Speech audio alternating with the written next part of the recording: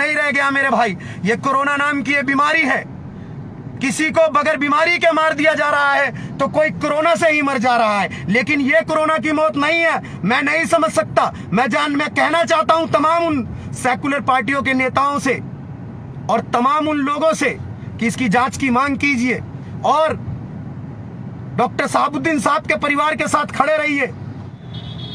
अस्सलाम वालेकुम अज़ीज़ान मिल्लत इस्लामिया, मैं आपका भाई नसीम सिद्दीकी ऑल इंडिया मजलिस इत्तेहादुल मुस्लिमीन का खादिम अभी आपके बीच में लाइव रूबरू हुआ हूँ, सिर्फ आपको ये बताने के लिए कि अभी मैं दीनदयाल उपाध्याय हॉस्पिटल पहुंचा, लेकिन अभी शहाबुद्दीन साहब की बॉडी को दिल्ली गेट कब्रिस्तान के लिए निकाल दिया गया है और हम लोग भी वहीं निकल रहे हैं। और जो चीज हुकूमत कर रही है इस वक्त, जिस जिद्दोजहद के जरिए आज वहां पर तमाम लोग, दिल्ली मजलिस की टीम पहुंची और भी बड़े बड़े लीडर पहुंचे, चाहे वो किसी भी पार्टी का पहुंचा, मैं तमाम लोगों का शुक्रिया अदा करना चाहता हूं कि आप लोग वहां पर पहुंचे डॉक्टर शहाबुद्दीन साहब के लिए। लेकिन मुझे ये समझ में नहीं आ रहा कि हुकूमत ये कौन सा खेल खेल रही है हमारे साथ, हुकूमत ये कौन सा खेल खेल रही है और डॉक्टर शहाबुद्दीन साहब की मौत का राज क्या है। कोरोना से मैंने पहले भी पोस्ट डाली थी कि ये मौत कोरोना से नहीं हो सकती, और सबसे बड़ी बात, अगर कोरोना से मौत हुई है तो आप लोग इतना घबरा के रहो, आप उनकी रिपोर्ट क्यों नहीं सही बता रहे, आप उनके बारे में सही जानकारी क्यों नहीं दे रहे, आप उनकी बॉडी को आपने देखने नहीं दिया, किसी को अंदर घुसने नहीं दिया। चाहे वहां पर अमानतुल्लाह खान गए हो, चाहे इमरान प्रतापगढ़ी पहुंचे, मैं भी पहुंचा, लेकिन मेरे भाई थोड़ा सा लेट था, थोड़ी तबीयत खराब थी, फिर भी मेरे घर से बहुत लंबा रास्ता था, पहुंचने में टाइम लग गया। इसी कारण बॉडी अभी निकल चुकी है। अभी तक ये समझ में नहीं आ रहा है कि इनकी मौत का राज क्या था। और सबसे बड़ी बात कि एक ऐसी शख्सियत जो संसद में जाकर बैठती थी, उनको तिहाड़ जेल में भेजा गया, उन्हें कोई ऐसी फैसिलिटीज नहीं दी। और दीनदयाल उपाध्याय तिहाड़ जेल के बिल्कुल बगल में वो हॉस्पिटल है, मैं भी दिल्ली में रहता हूं, मुझे जहां तक जानकारी है उस हॉस्पिटल की, तो उस हॉस्पिटल के अंदर ऐसी कोई सुविधा नहीं है जो कि किसी इंसान को बचा सके। आप उन्हें एम्स में भी भर्ती कर सकते थे, आप किसी बड़े हॉस्पिटल में भेज सकते थे, लेकिन तिहाड़ जेल की 5 मिनट की दूरी वाले हॉस्पिटल पर, जहां पर कोई ऐसी सुविधा नहीं है जहां पर की जान बचाई जा सके। और ये मौत एक राज है। मैं नहीं समझता कोरोना से ये मौत हुई होगी कि एकदम से आप खबर आती है शहाबुद्दीन साहब की कि उन्हें कोरोना हो गया और थोड़ी देर बाद पता चलता है कि उनकी मौत हो गई।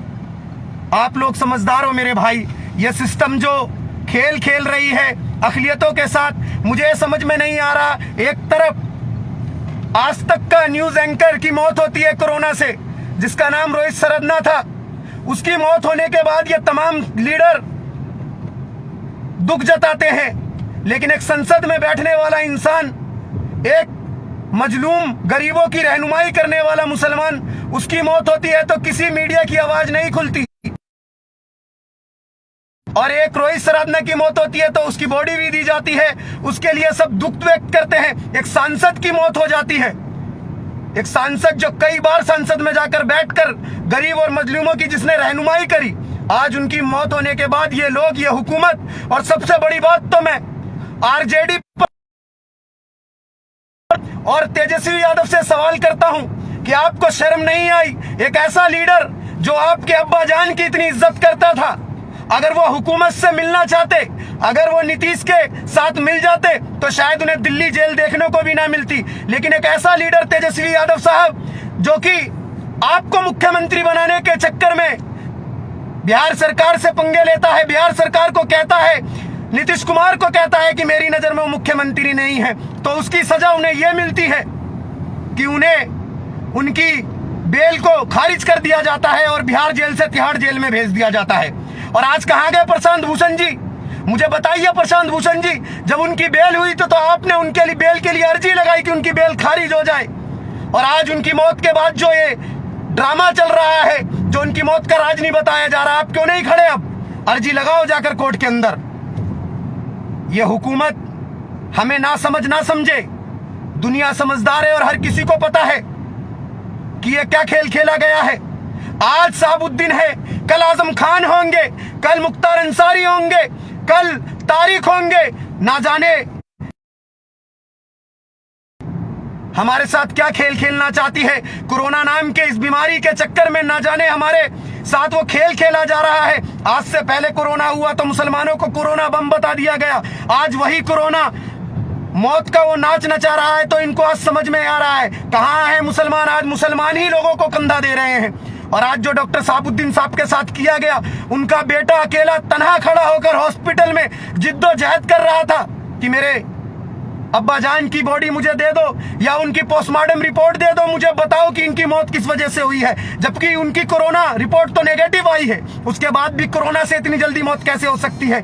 आप तमाम लोगों से मैं ये कह रहा हूं कि आप लोग इस पर सवाल उठाइए, हुकूमत से कहिए, और खासकर बिहार के लोगों से कह रहा हूं, सिवान के लोगों से कह रहा हूं कि सिवान के लोगों सुनो, आपको डॉक्टर शहाबुद्दीन साहब के परिवार के साथ खड़ा होना होगा, क्योंकि ये जो खेल उन्होंने खेला है, हुकूमत ने जो खेल खेला है उनके साथ, उसकी लड़ाई उनके परिवार के साथ आपको लड़नी होगी। और तेजस्वी यादव से सवाल करना होगा कि आपकी पार्टी के लिए उन्होंने इतना किया, इतनी कुर्बानियां दी कि यहां तक कि वो नीतीश सरकार के खिलाफ चले गए और उन्हें फिर से जेल देखनी पड़ी। और जेल क्या, बिहार जेल छोड़ो, दिल्ली जेल, जो तिहाड़ जेल, जो हिंदुस्तान की सबसे बड़ी जेल मानी जाती है, वहां पर भेज दिया गया और उन्हें ऐसी कोई सुविधा नहीं दी गई जिस कारण की उनकी जान बच सके।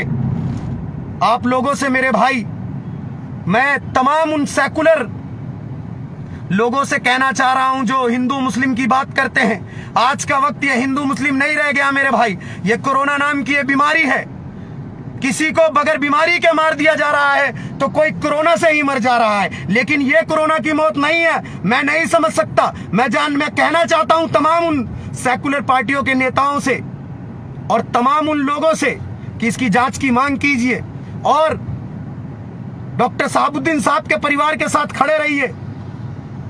बैरिस्टर सदुद्दीन ओवैसी साहब ने भी ट्वीट करके कहा है कि हम उनके साथ हैं। तो तमाम लोगों से मैं गुजारिश कर रहा हूं कि आप डॉक्टर शहाबुद्दीन के साथ खड़े होइए, उनके परिवार के साथ खड़े होइए। अल्लाह ने एक ऐसे बेबाक लीडर को हमसे छीन लिया, एक ऐसा बेबाक लीडर, एक ऐसा मर्दे मुजाहिद जिसके खड़े होने से ही लोगों को पता चल जाता था। आज उसको एक साजिश के तहत उनको मार दिया गया और आज हुकूमत कोई जवाब नहीं दे रही है। तमाम गोदी मीडिया खामोश बैठी है।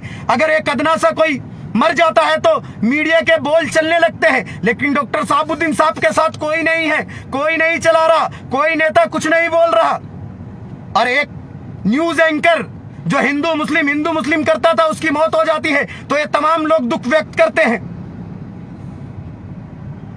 मैं बहुत दिनों बाद आपके बीच में लाइव आया हूं मेरे भाई।